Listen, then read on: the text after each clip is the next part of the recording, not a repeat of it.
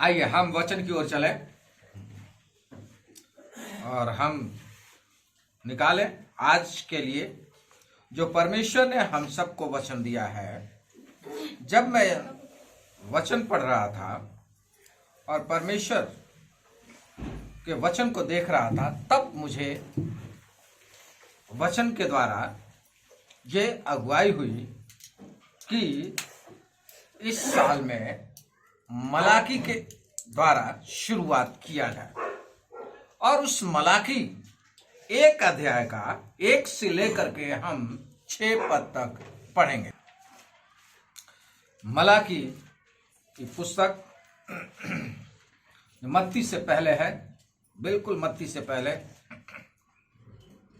उसका 1 अध्याय और 1 से लेकर के 6 पद तक हम देखेंगे, जहां इस प्रकार से लिखा हुआ है। मलाकी के द्वारा इस्राएल के विषय में कहा हुआ यहोवा का भारी वचन। कैसा वचन? भारी वचन। आसान नहीं, सरल नहीं, सामान्य बातें नहीं, आई गई बातें नहीं, बहुत गंभीर बात जो भारी है, वजनदार है। इसका मतलब है महत्वपूर्ण। उसमें सब कुछ हमारे जीवन का रखा हुआ है। इसलिए वो आगे कहता है, यहोवा यह कहता है, मैंने तुमसे प्रेम किया है, परंतु तुम पूछते हो कि तूने किस बात में हमसे प्रेम किया है। यहोवा की यह वाणी है, क्या एसाव याकूब का भाई न था? तो भी मैंने याकूब से प्रेम किया, परंतु एसाव को अप्रिय जाना, उसके पहाड़ों को उजाड़ डाला और उसकी पैतृक भूमि को जंगल के गीदड़ों का स्थान बना दिया है। एदोम कहता है, हमारा देश उजड़ गया है, परंतु हम खंडहरों को फिर बसाएंगे। सेनाओं का यहोवा यूं कहता है, वे यदि बनाए भी, परंतु मैं ढा दूंगा। उनका नाम दुष्ट जाति पड़ेगा और वे ऐसे लोग कहलाएंगे जिन पर यहोवा सदैव क्रोधित रहे। तुम्हारी आंखें इसे देखेंगी और तुम कहोगे, यहोवा का प्रताप इस्राएल की सीमा से आगे भी बढ़ता जाए। पुत्र पिता का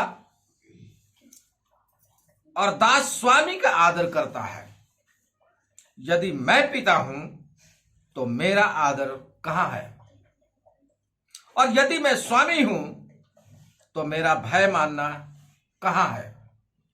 सेनाओं का यहोवा, तुम याजकों से भी जो मेरे नाम का अपमान करते हो, यही बात पूछता है। परंतु तुम पूछते हो, हमने किस बात में तेरे नाम का अपमान किया है? परमेश्वर अपने वचन पर आशीष दे। यहां परमेश्वर का वचन कहता है, यह भारी वचन किसके लिए है? ध्यान रखिएगा, किसके लिए है यह जानना बहुत जरूरी है। और यहां वचन बता रहा है, इस बात को कह रहा है कि उसने कहा, मैंने तुमसे प्रेम किया। लेकिन फिर भी तुम पूछते हो कि तू किस बात में हमसे प्रेम किया? अर्थात हम उसके प्रेम को नहीं समझ पाए। और यहां कहता है कि क्या एसाव याकूब का भाई नहीं था? लेकिन फिर भी मैंने याकूब का चुनाव किया। इसका मतलब समझ रहे हैं क्या है? एसाव कैसा व्यक्ति था? एसाव को जानना बहुत जरूरी है। एसाव कैसा व्यक्ति था? एसाव बहुत धनवान व्यक्ति था, ध्यान रखिएगा। इसलिए याकूब जब अपने मामा के यहां से वापस आता है तो वो डरता है कि कहीं भाई मेरा मार ना डाले मुझे। बहुत धनवान व्यक्ति था और वो सबसे बड़ा पुत्र था, ध्यान रखिएगा।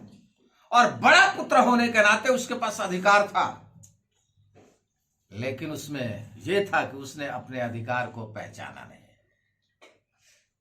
इसलिए एक मसूर की दाल के लिए, बाइबल में नहीं लिखा है मसूर दाल, ध्यान रखिएगा, लाल दाल लिखा है।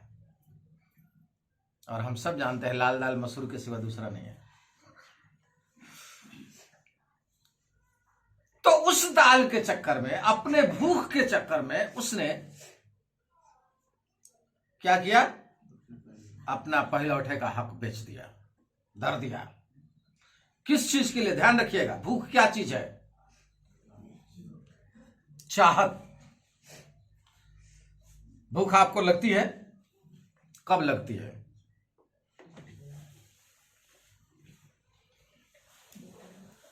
कब लगती है भूख?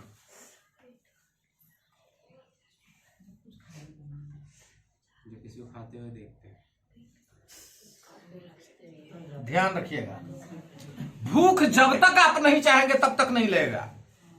यह आपके मन की बात है। जैसे आज राहुल गांधी को ठंडा नहीं लग रहा है, समझिएगा, बनियान में वो चल रहा है ना, इसका मतलब है कि उनके मन की बात है।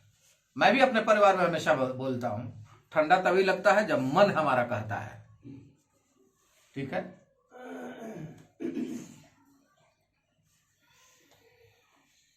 इस ठंडे में भी जब मैं ये कहना शुरू किया, मेरी उम्र 60 पार कर गई, अब तो बुढ़ापा अगर ठंड लगेगा, उसी दिन ज्यादा ठंडा लगता है। लेकिन जिस दिन मैं कह लेता हूं नहीं, अभी तो मेरे पास जवान है, मैं अभी जवान हूं, मुझे ठंडे की जरूरत, मुझे ठंडा नहीं लग रहा, नहीं लगता है। यह हमारे दिमाग की बात है, ध्यान रखिएगा। भूख हमारे दिमाग की देन है। मुझे अगर दिन भर खाना नहीं दिया जाए तो मैं मांगने नहीं जा रहा, मेरे घर वाले भी जानते हैं, जरूरत नहीं है। लेकिन जैसे आशु ने बताया कि जब देखता हूं खाते हुए सबको, तो अपनी भी जागृत हो जाती है।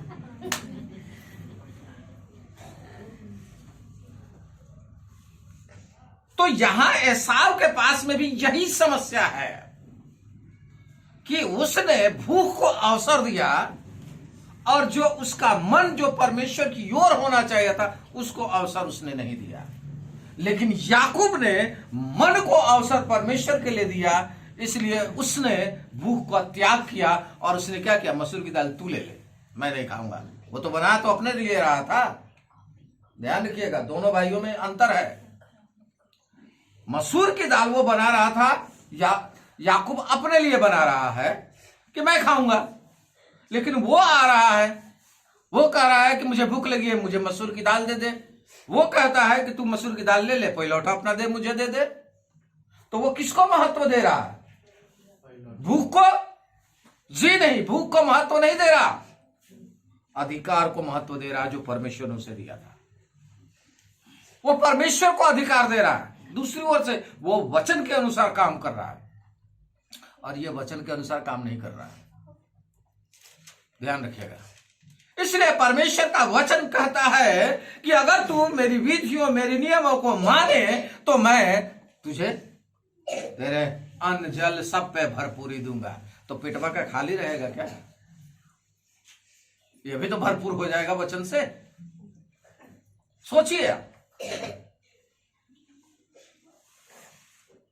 भूख लगना ये स्वाभाविक प्रक्रिया है, लेकिन भूख पर कंट्रोल करना हमारे दिमाग, हमारे मन की बात है। ये ध्यान रखिए।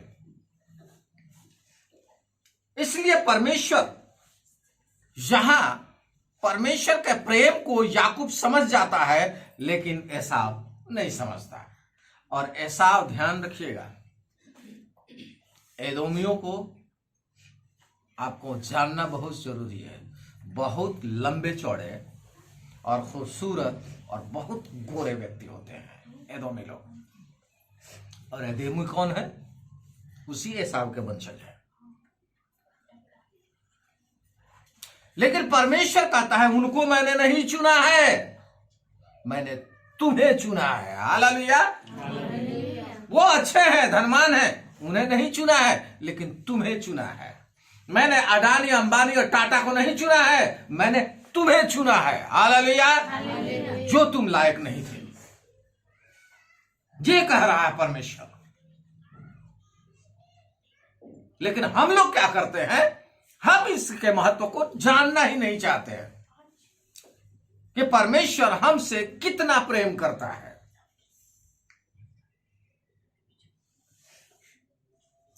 परमेश्वर हमें आशीष देना चाहता है, परमेश्वर हमें फलवंत बनाना चाहता है। ध्यान रखिएगा, थोड़े देर के लिए आप भूख के लिए, जो लाल दाल के लिए एसाव जैसे तड़प रहा था, वैसे हम इस संसार में रहते हुए धन दौलत सब चीज के लिए तड़प सकते हैं। और ये कब होगा? मन के हमारे ऊपर में। समझिएगा, आपकी जेब में पैसा होगा तो होटल देखते ही भूख लग जाएगी, और पैसा नहीं होगा तो भूख लगेगा क्या? नहीं। क्यों? पेटवा तो वही है, भूख क्यों नहीं लगेगा? क्योंकि आपको मालूम है, और उस समय में आपने अपने मन को कंट्रोल किया है। ध्यान रखिएगा, मन को कंट्रोल किया है, इसलिए आप को भूख नहीं लगेगा। लेकिन जिस समय में आपने मन को कंट्रोल नहीं किया, उसी समय में क्या होगा? जीभ चटकारते रहिए और दूसरे से मांगते रहिए।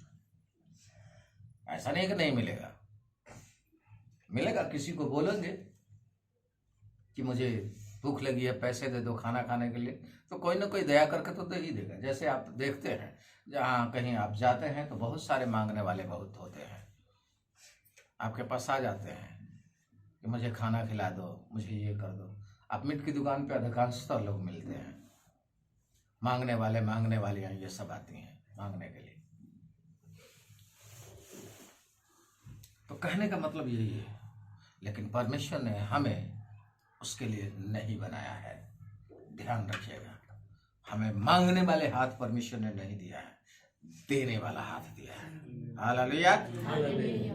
परमेश्वर कहता है, ध्यान रखिएगा, क्यों? क्योंकि परमेश्वर ने हमसे प्रेम किया है, इसलिए वो भारी वचन इस बात को बता रहा है। और हम बाद में एसाव को देखते हैं, एसाव का वंश का फिर तितर बितर होना और याकूब के वंश का बढ़ते जाना, जो आज तक हम उसी में मौजूद है। हालेलुया। एदोमी वंश खत्म हो गया, ध्यान रखिएगा, एदोमी वंश खत्म हो गया, लेकिन हम लोग आज तक यहां हैं, ये उसी याकूब के वंशज है। तो इसलिए हमें, क्योंकि उसने प्रेम किया उससे, इसलिए उसका प्रेम हम सबके साथ में बना हुआ है। वो आज भी हमसे प्रेम करता है, और जितने मसीही लोग हैं उन सब से परमेश्वर प्रेम करता है। क्या आपके जितने भी पड़ोसी हैं आपसे कमजोर हैं या बलवान हैं? ध्यान रखिएगा, धन दौलत में कमजोर हैं या बलवान हैं? तो परमेश्वर ने उन्हें क्यों नहीं चुना? आप ही को क्यों चुना? ये समझिए तो आप ही को क्यों चुना? दूसरी ओर से परमेश्वर कहता मूर्खों को चुना। वो ज्ञानवान लोगों को क्यों नहीं चुना?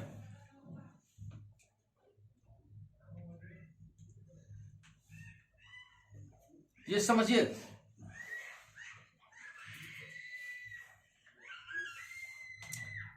कल हम लोग सुन रहे थे कि स्वामी विवेकानंद कहते हैं कि अगर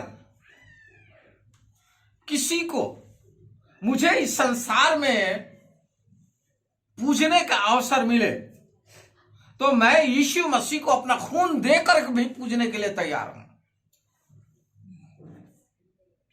अपना खून देकर के उसको पूजा करने के लिए तैयार हूं, क्योंकि उसके जैसा दूसरा व्यक्ति है ही नहीं। वो ये कहते हैं, क्योंकि वो इस सिद्धांत को जानते थे कि यीशु मसीह का प्रेम कैसा है।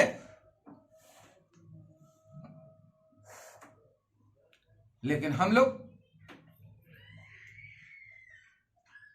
खून देने के बारे आगे तो हम भाग जाएंगे, पीछा छुड़ा लेंगे। लेकिन उसके प्रेम को पहचानना हमारे लिए बहुत जरूरी। आइए कुछ वचनों को देख लेते हैं, कैसा उसने हमसे प्रेम किया है। व्यवस्था विवरण,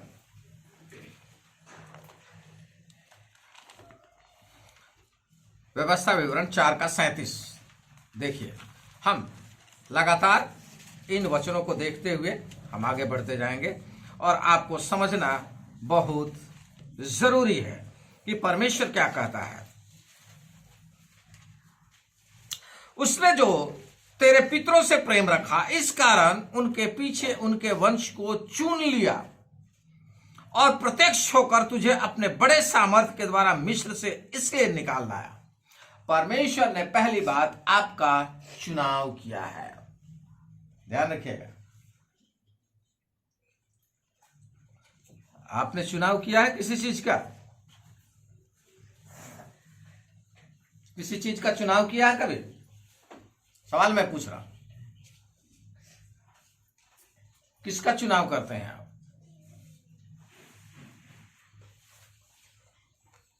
किसका चुनाव करते हैं?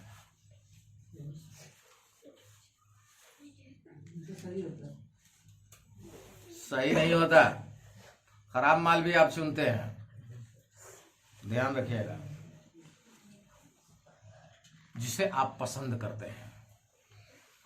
दिल लगा मेंढकी से तो पद्मिनी किस काम की, है ना? तो कहने का मतलब है आप जाते हैं,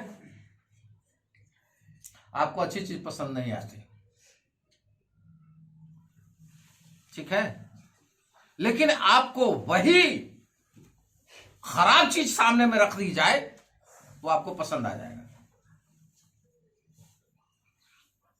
हमारी मैम साहब की एक कमजोरी बता रहा हूं, मैं कितना भी अच्छी चीज लेकर के आऊं तो कहेंगे ऐसा है तो वैसा है तो वैसा है। इसलिए परसों नरसों में एक कंबल लेकर के आया, वो मुझे पसंद है, मैं अपनी पसंद से लाया हूं, और उनकी नजरिया है वो उतना ठीक नहीं है। समझ में आ रहा है? दोनों कोई नजरिए की बात है, ध्यान रखिएगा। ये गलत बात नहीं है, उनके नजरिया अलग है, उनकी पसंद अलग है, मेरी पसंद अलग है। मुझे देखते ही वो पसंद आ गया कंबल, क्योंकि उसका कलर से मुझे प्रेम है। ध्यान रखिएगा, बिना प्रेम के पसंद नहीं आएगा। वो पसंद मुझे है, लेकिन उनको कुछ और चाहिए जो वो कल्पनाएं की हुई हैं, ठीक है ना? तो इसलिए उनको पसंद नहीं आएगा, और उसमें अधिकांश लोगों को पसंद नहीं आएगा। ध्यान रखिएगा,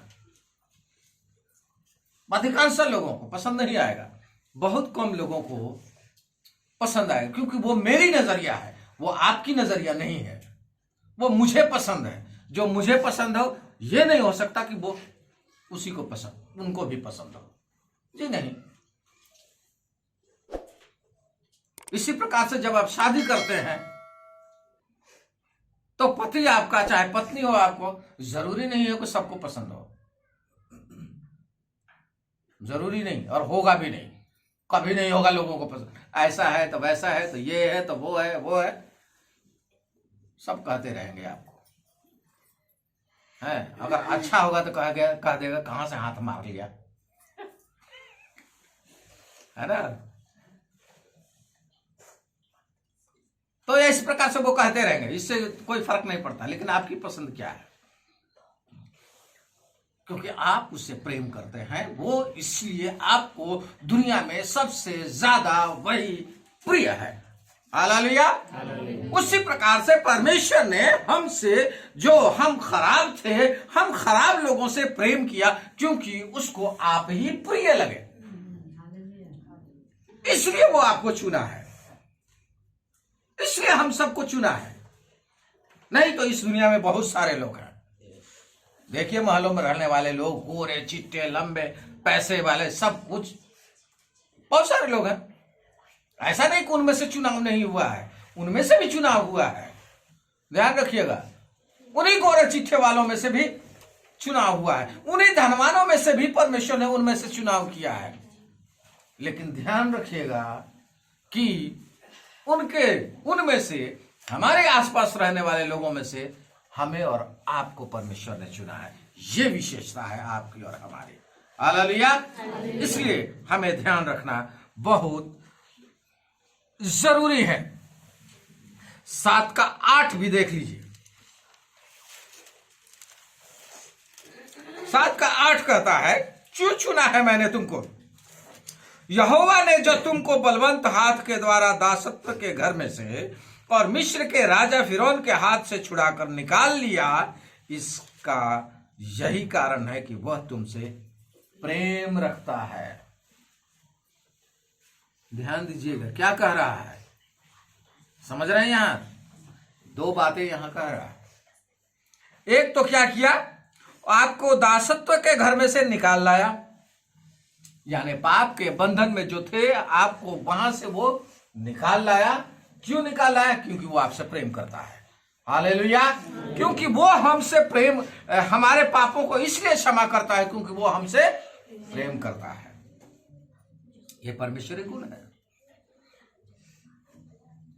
ये परमेश्वरीय गुण इसलिए है कि हम उसके प्रेम को प्रकट करें और दूसरे को बताएं और समझाएं और कहें कि परमेश्वर हमसे कितना प्रेम करता है।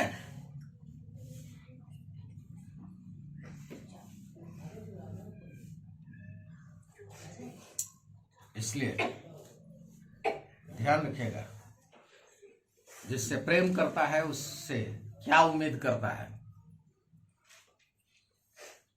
जिससे प्रेम आप करते हैं उससे क्या उम्मीद करते हैं, क्या चाहत रखते हैं? सबसे पहले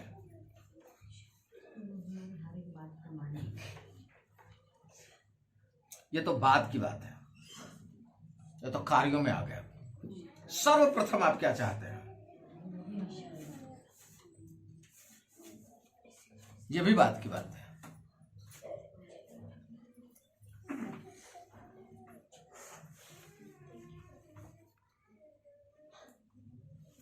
कहीं से उसकी आवाज सुनाई दे दे जिससे आप प्रेम करते हैं। ध्यान रखिएगा, ये प्रथम बात होती है। एक गाना है ना, जिस गली में तेरा घर न हो बालमा, उस गली में हमें पांव धरना नहीं, क्योंकि आवाज सुनाई नहीं देगी, चेहरा दिखाई नहीं देगा, उस पथ पे वो चलेगी नहीं, तो क्या फायदा है उस गली में जाने का। परमेश्वर भी ऐसा ही है, ध्यान रखिएगा। इसलिए व्यवस्था विवरण 23 का 5 देखिए।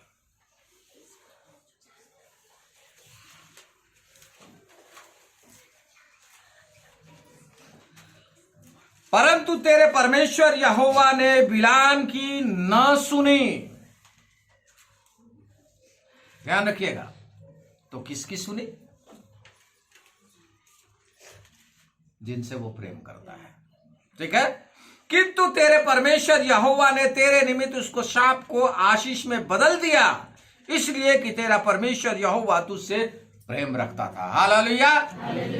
परमेश्वर हमारे लिए जो शाप है उसे क्या करता है? आशीष में बदल देता है। हालेलुया। ऐसा परमेश्वर है हमारा। क्योंकि वो हमसे प्रेम करता है। ऐसा उसका प्रेम है, वो हमारे श्रापों को बदल देता है। दुनिया कितना भी कहते रहे,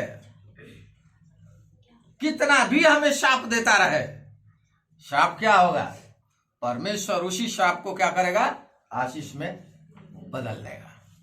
आपका इसका मतलब है आपका ऊपर में श्राप काम नहीं करता, लेकिन एक बात करना होगा। क्या कह रहा है? तुम्हें मुझे आवाज लगाना होगा।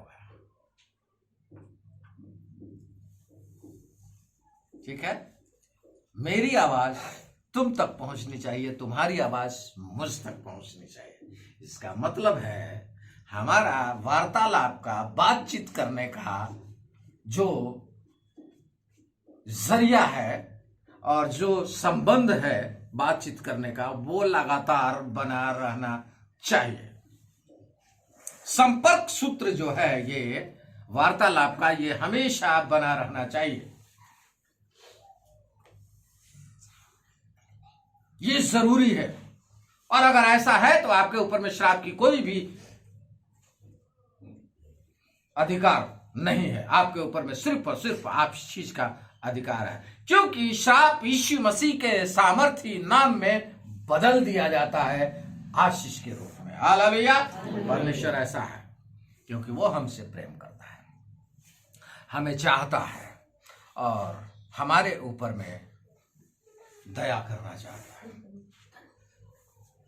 इसलिए जब आप रोमियो 9:13 में पढ़ेंगे तो इसी वचन को आप पाएंगे कि मैंने एसाव से नहीं वरन याकूब से प्रेम किया। क्यों कहता है? क्योंकि हमें आशीष के लिए बुलाया गया है, हमें परमेश्वर अपने राज्य में उपस्थित करने के लिए बुलाया है, हमें शापित होने के लिए नहीं बुलाया है। परमेश्वर का यह है कार्य है, उसका चुनाव है हमारे लिए, उसका प्रेम प्रकट करता है। इसी बात को यहां हम देखते हैं और हम इस बात को पाते हैं कि परमेश्वर हमारे लिए हर समय में कैसे तैयार रहते हुए हमारे लिए करने के लिए और तैयार रहते हुए हमारे लिए सब कुछ अपने प्रेम में उंडेल देने के लिए तैयार है। और वो चाहता है कि हम अपने परमेश्वर के प्रति योग्य बने। इसलिए यशायाह 41:8-9 कहता है, हे मेरे दास इस्राएल, हे मेरे चुने हुए याकूब और हे मेरे मित्र अब्राहम के वंश। ध्यान रखिएगा, वो किसका परमेश्वर है? अब्राहम, इसहाक और याकूब का परमेश्वर। और वो किसको कह रहा है? चुनाव कर लिया है तो वो क्या कह रहा है? अब्राहम, इसहाक और याकूब का वंश। इसका मतलब है आशीषित वंश। हम जो श्राप के अधीन थे, दंड के अधीन थे, वहां से उसने हमें बुला लिया और हमें आशीषित करने के लिए अपने अब्राहम, इसहाक और याकूब के वंश में शामिल कर लिया। इसलिए परमेश्वर हमें आशीष देना चाहता है और वो कहता है, तू जिसे मैंने पृथ्वी के दूर दूर देशों से लिया और पृथ्वी की छोर से बुलाकर यह कहा, तू मेरा दास है, मैंने तुझे चुना है, ताजा नहीं है। कहता है दूर दूर से। हम सब अलग अलग जगह के रहने वाले हैं। कोई किसी का घर देखा है क्या? नहीं। एक आध लोग ये आपस में एक दूसरे का घर देखे हो, ठीक है, लेकिन किसी ने किसी का घर नहीं देखा। सब अलग अलग रहने वाले।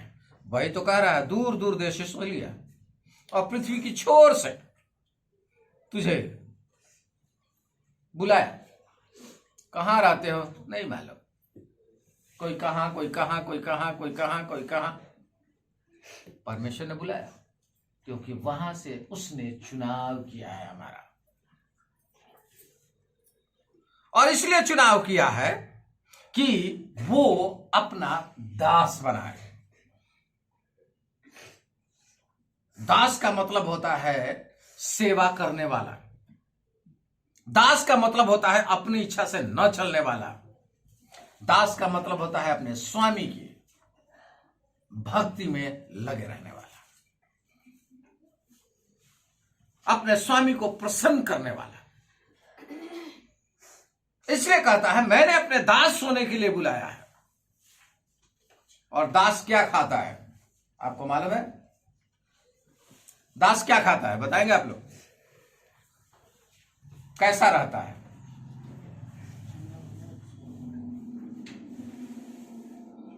ध्यान रखिएगा। आप लोग काम करते हैं ना घरों में, आपका मालिक क्या खाता है और आप क्या खाते हैं? चाहे आपका खाना अलग होता है या उसी में से खाते हैं? उसी में से खाते हैं। बिल्कुल सही बात है, उसी में से खाते हैं। यह मालूम होना चाहिए हमें। वही वस्त्र जो उनको है वही हम भी पहनते हैं। ध्यान रखिएगा। दास का मतलब है मेरा घर नहीं है, मैं तेरे पास में है। एक तरीके का गुलाम व्यक्ति है ये, उसके लिए समर्पित व्यक्ति है। अब उसी के घर में वो रहता है तो वही कपड़े, वही सब कुछ देता है और वही खाना देता है जो वो स्वयं खाता है। तो क्या वो किसी भी भली वस्तु की घटी होने देगा? जब हम उसको प्रसन्न करते रहेंगे तो, लेकिन उसके अनुसार नहीं चलेंगे तो क्या होगा? सोचिए आप, एक कोठरिया दे देगा छोटी सी, इसी में बना और खा और जैसे मर्जी वैसे रह, तेरे लिए एक निश्चित ठहरा दिया गया है। अगर तू ऐसा ऐसा करेगा, नियम बनेगा, फिर ऐसा ऐसा करेगा, ऐसे ऐसे चलेगा तो इतना तुझे देंगे, और अगर तू नहीं चलेगा तो यहां से जा, यानी तज देना, खत्म कर देना, छोड़ देना। लेकिन परमेश्वर कहता है मैंने अपना दास बनाया है तो तुझे तजने के लिए नहीं बनाया है, अपने साथ रखने के लिए बनाया है। यह परमेश्वर कह रहा है, यहां इसी बात का है। तो ऐसे लोग हैं, इसलिए चुनाव किया है हमें कि हम परमेश्वर के अनुसार, अपने स्वामी के अनुसार चलें। लेकिन हम लोग क्या कहते हैं, इस संसार में रहते हुए हम अपनी मर्जी से सब कुछ बनाना चाहते हैं। समझ रहे हैं क्या? हम परमेश्वर से प्रेम करना नहीं चाहते हैं। चुनाव उसने कर लिया, अपने लिए बना लिया, सब कुछ कर लिया, लेकिन हम प्रेम ही नहीं करते। वो तो प्रेम करता है लेकिन हम प्रेम नहीं करते। तो प्रेम कैसे होगा? प्रेम बिना कार्यों के द्वारा प्रकट नहीं होता। ठीक है? मैं अपनी पत्नी से बहुत प्रेम रखता हूं और उसके लिए वो फटी हुई साड़ी पहन के घूम रही है, कैसा लगेगा? मैं कोट टाई में घूम रहा हूं और मेरी पत्नी फटी हुई साड़ी में पहन घूम रही है, कैसा लगेगा? समझिएगा, ये प्रेम नहीं है। प्रेम ये नहीं है। प्रेम का मतलब है जैसे आप हैं वैसे ही उसे भी प्राण, जैसे आपकी आवश्यकता है उसकी आवश्यकता का भी पूर्ति होना। तो वो कैसे होगा? वो उसका नहीं है, कार्यों के द्वारा होगा।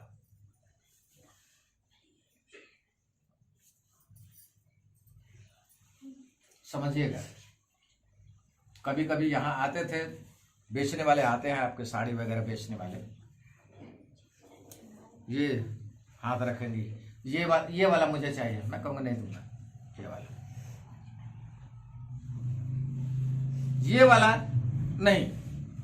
नहीं चाहिए। मेरे साथ बैठो, मेरे साथ चलो। उत्तम नगर में बहुत सारे दुकानें हैं, अच्छी से अच्छी, वहां, और जिस पर भी हाथ रखो वो मैं देने के लिए तैयार हूं। क्यों? समझ रहे आप? क्योंकि यहां जो भी बेचने वाले आते हैं वो लोकल साड़ियां लेकर के आते हैं। देखिए प्रेम का तकाजा है ये, लोकल साड़ियां लेकर के आते हैं और आपको मालूम नहीं चलेगा कि उसमें क्या कमी है। लेकिन पारखी व्यक्ति हमेशा उस बात को रखता है, और जब भी आप लेंगे आपके आंचल की लाइनिंग जो होती है वो टेढ़ी होगी लोकल में, या कहीं कुछ होएगा, प्रिंट में कहीं कुछ होएगा। फ्रेश माल वो नहीं है, ध्यान रखिएगा। 4 प्रकार के माल निकलते हैं कहीं से भी, 1 नंबर, 2 नंबर, 3 नंबर और चौथा नंबर जो बेकार। 3 नंबर का माल लेकर के ये लोग बेचते हैं, 1 नंबर का माल नहीं लेते। आप दुकान में जाएंगे, दुकान वाला अपनी दुकानदारी खराब करने के चक्कर में नहीं रहेगा, लेकिन ये 1 दिन का बात है, बिक जाएगा तो फिर कौन आता है? महीनों बाद वो दिखाई देंगे उनका, लेकिन आप दुकानदार में दूसरे दिन जाकर के पकड़ सकते हैं। इसलिए वो अच्छा माल बेचते हैं, ध्यान रखिएगा। तो कहने का मतलब ये है कि मैं प्रेम करता हूं इसलिए तुम्हें अच्छा वाला दिल वाला चाहता हूं, खराब वाला नहीं। परमेश्वर वैसा ही करता है कि अपने प्रेम को प्रकट करने के लिए हमें अच्छा वाला देना चाहता है, खराब वाला नहीं। ये है। लेकिन ध्यान रखिएगा, अच्छे वाले के पीछे हम नहीं भागते, खराब वाले के पीछे हम भागते हैं। काहे? खराब वाले में चमक दमक ज्यादा होता है, सलमा सितारे ये सब बहुत ज्यादा लगते हैं, लेकिन कभी भी अच्छे माल के ऊपर में भड़कीला रंग कभी नहीं पाएंगे आप। समझ रहे आप? वो खराब माल पे इसलिए किया जाता है लोग आकर्षित होकर के ले ले, और अच्छे माल को प्रूफ करने की आवश्यकता नहीं है कि मैं अच्छा हूं, ठीक है? इसलिए वो हमारे आंखों को सुहाता नहीं है, उसके आगे ये अच्छा नहीं लगेगा।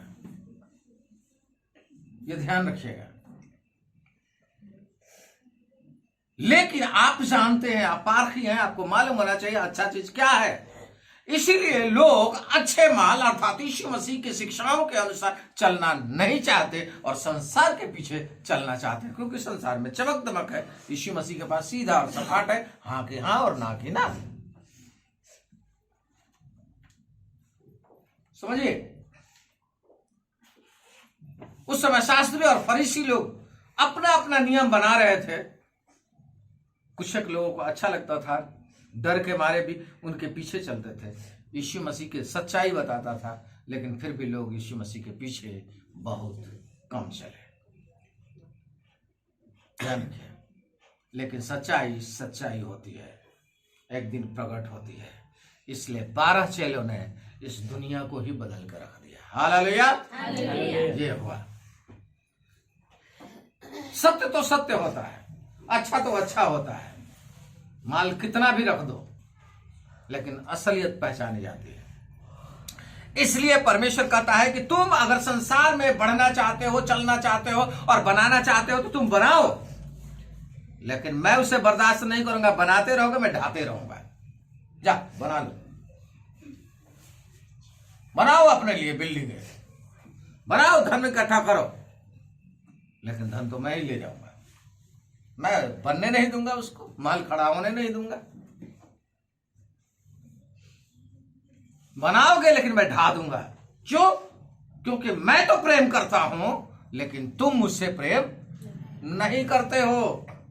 इसलिए परमेश्वर का वचन कहता है कि हाँ, यदि वे बनाए भी परंतु मैं ढा दूंगा, उनका नाम दुष्ट जाति पड़ेगा। प्रेम वाले में नहीं, लेकिन उनको मैं निकाल दूंगा, मैं अपने वंश में से बाहर ये करूंगा। और अगर परमेश्वर हमसे प्रेम करता है और हमारा चुनाव किया है, तो तो वो पूछ रहा है कि पुत्र पिता का और दास स्वामी का आदर करता है, और यदि मैं पिता हूं तो मेरा आदर कहां है?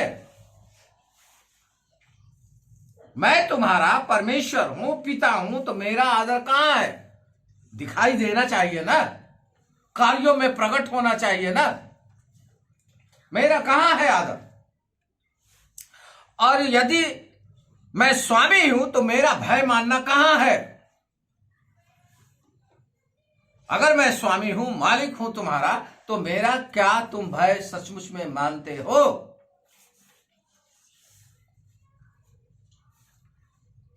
सेनाओं का यहोवा तुम याजकों से भी जो मेरे नाम का अपमान करते हो यही बात पूछता है।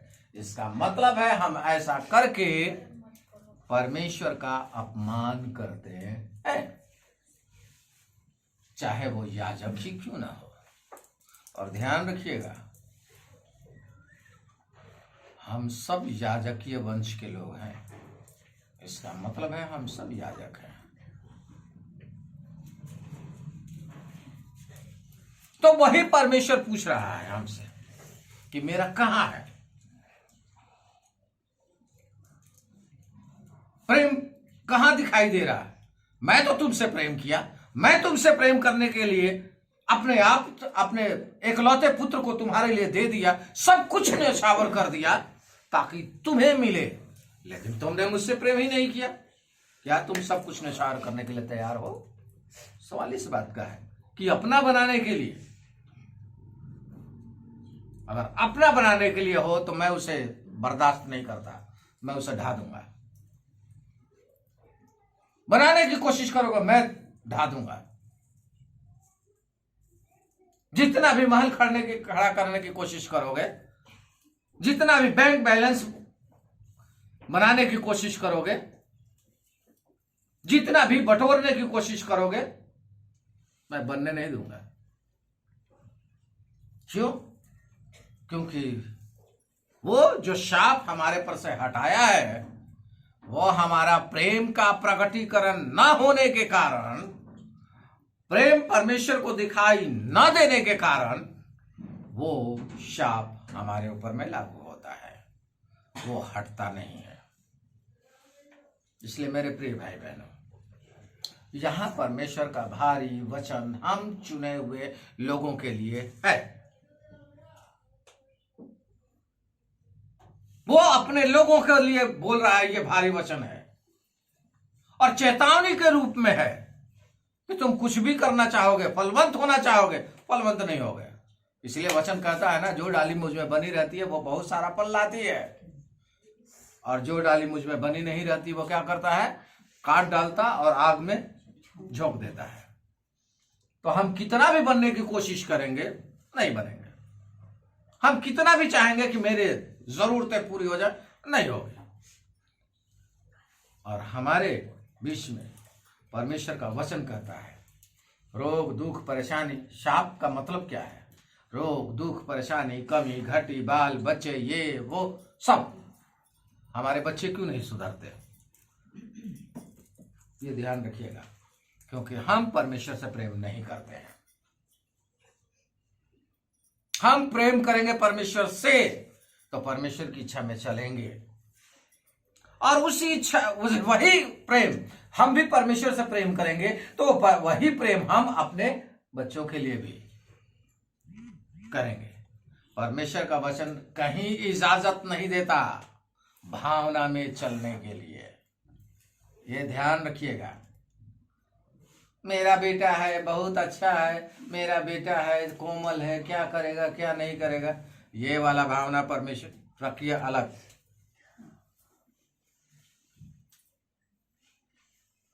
सच्चाई को जानना बहुत जरूरी है, परमेश्वर ने क्यों रचा है इस संसार में। बहुत सारे लोग नहीं, इससे नहीं हो सकता है, किसी और को बुला लो। अरे क्यों नहीं हो सकता है? वही कर सकता है, लेकिन आप भावना में बह के कुछ हो गया तो ये क्या होगा, वो हो गया, और उसको कुछ हो गया तो कौन भावना में ले जाएगा? किस भावना का आप करेंगे? कुछ ना करते हुए भी। इसलिए एक उदाहरण बताया था मैंने। एक कहीं देख रहा था, हाँ, एक जगह मैं कहानी सुन रहा था कल। वो घटनाओं में आता है तो किसी को मार करके 15 किलो का पत्थर उसके गले में डाल करके और नदी में फेंक देना है, ठीक है? क्या ये संभव है? सोचिएगा।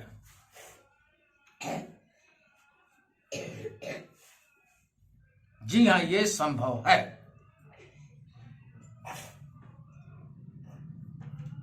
क्या समझ रहे हैं? 15 किलो ही उठाया था उसने? जी नहीं, उस जिस व्यक्ति का मर्डर किया था वो व्यक्ति का वजन कहां गया? 15 किलो तो सिर्फ पत्थर बता रहा, वह व्यक्ति का वजन कितना हुआ?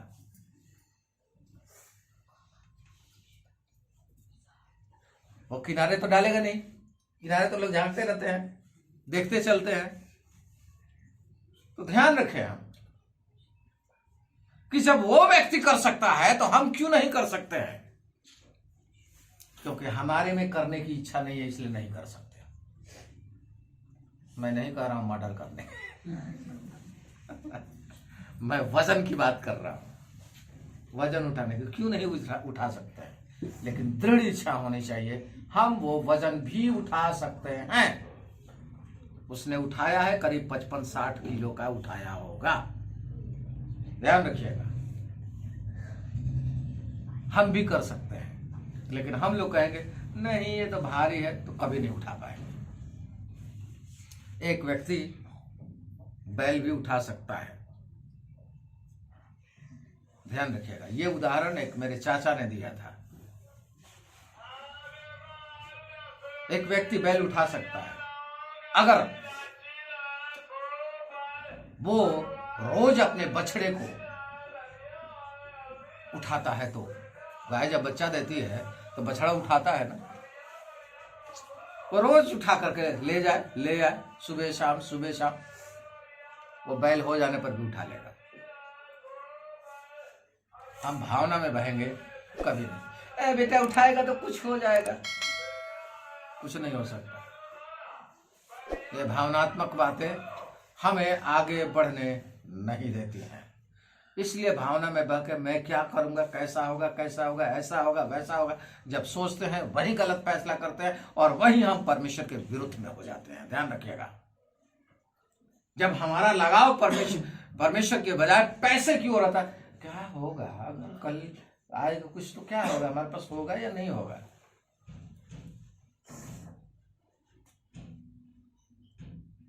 लेकिन अभी गवाही सुन रहे थे, पता नहीं क्या हो गया, हाथ पैर सारा सुन, सब कुछ चला गया, लेकिन परमेश्वर याद रहा। परमेश्वर ने सुना। हॉस्पिटल में ले जाते क्या होता है, ये लगाओ वो लगाओ, ऑक्सीजन लगाओ, तो ये करो वो करो, दुनिया भर का, और बिल बनता। ध्यान रखिएगा, 10-20 का तो बना ही लेता। 10-20 का मतलब 1000 की बातें कर रहा हूं, इतना तो बना लेता है।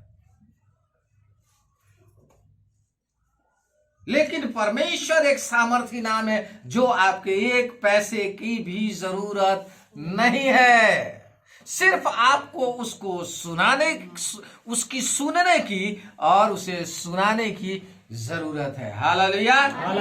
इसी सुनने सुनाने के लिए वो इस क्रूस पर बलिदान हो गया था। ध्यान रखिएगा, उन डकैतों ने भी, डाकुओं ने भी अपनी बात सुनाया था, क्योंकि उसकी सुन लिए थे वो लोग कि ये तो मसीहा है। इसलिए कहता है कि हे प्रभु, जब तू अपने राज्य में आए तो मेरी सुध ही लेना। क्या कहता है, तूने मुझे सुना दिया, अब मेरी तू सुन। तू आज इसी समय, आज ही तू मेरे साथ स्वर्गलोक में होगा। हालेलुया। आज ही तू होगा मेरे साथ स्वर्गलोक में। ये ध्यान रखिएगा कि आज तक हम स्वर्गलोक में नहीं गए, कोई भी, सब अधोलोक में है। लेकिन वो पहला व्यक्ति है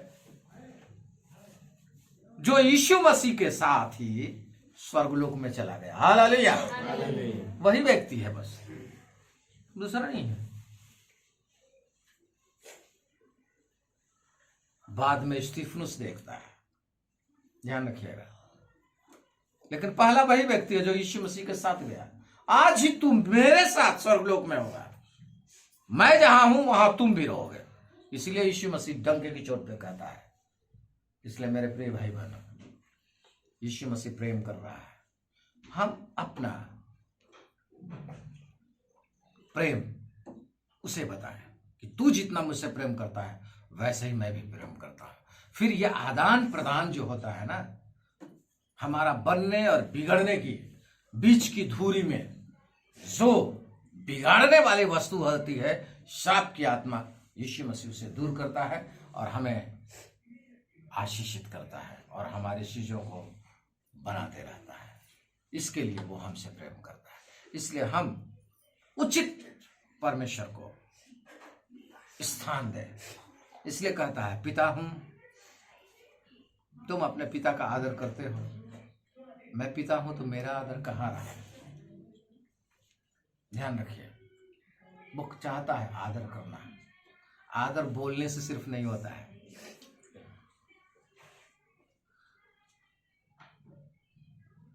माता पिता का आदर बोलने से नहीं होता है। होता है क्या? नहीं। ध्यान रखिएगा,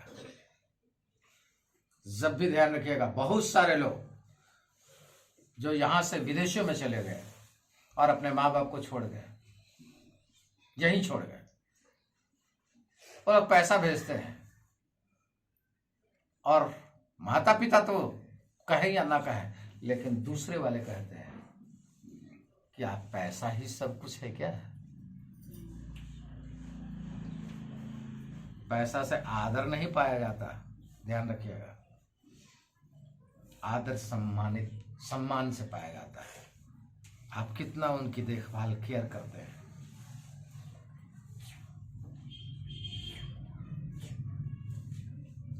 एक कहानी में पढ़ रहा था, सच्ची घटना है कि वो अपने मम्मी पापा से बोला, बेटा, मम्मी पापा अब हम सब चलेंगे। नहीं, पापा खत्म हो गए थे तो मम्मी से बोला, मम्मी हम चलेंगे और हमारे साथ आप रहेंगे। वो ले गया, मम्मी को उसने पटाया। मम्मी ने क्या किया, सारा कुछ बेच दिया, उसके नाम सारा कुछ कर के रख दिया। वो चाहा कि बेच देते हैं इसको, यहाँ रख करके क्या करेगा, अब बेटा तो मुझे साथ ले जाएगा। और सब कुछ वो लिया, ले करके गया और एयरपोर्ट पे वो मम्मी को बोला कि बैठो मैं आ रहा हूँ। 1 घंटे गुजर गए, 2 घंटे गुजर गए, 3 घंटे गुजर गए, 5 घंटे गुजर गए। तब वो परेशान, वो जा कर के पूछ रही है, मेरा बेटा यहाँ आया था, क्या हुआ, कहाँ गया, कुछ पता नहीं लग रहा। तो कौन व्यक्ति था? तो यहाँ का था। तो नाम क्या था? तो ये नाम था। जब रजिस्टर चेक किया जाता है तो माँ जी आपका बेटा तो 4 घंटे पहले ही चला गया। समझिए, ये आदर भी है। यानी सब कुछ धन दौलत ले लिया और अपनी माँ को एयरपोर्ट पे ही छोड़ करके वो चला गया, सब कुछ ले करके। ये आदर ऐसे ही है। हम प्रेम करते हैं लेकिन हम बताते नहीं, हम अपनी मर्जी करते रहते हैं। तो क्या उसका बेटा कैसे करेगा? वो आज अपनी माँ के साथ किया, उसका बेटा क्या करेगा? मालूम है आपको? ये ध्यान रखिएगा। वो बेटा जब बड़ा होगा तो घर ही में रखेगा और तोड़ेगा, घर ही में रखेगा, तोड़ेगा और चूं चाय करने नहीं देगा। ये भी बात होगा। तो इसलिए हमेशा बढ़ती होती है। इसलिए मेरे प्रिय भाई बहनों, हम अपने परमेश्वर से भी प्रेम करें और उस प्रेम को हम प्रदर्शित करें। परमेश्वर आशीष दे।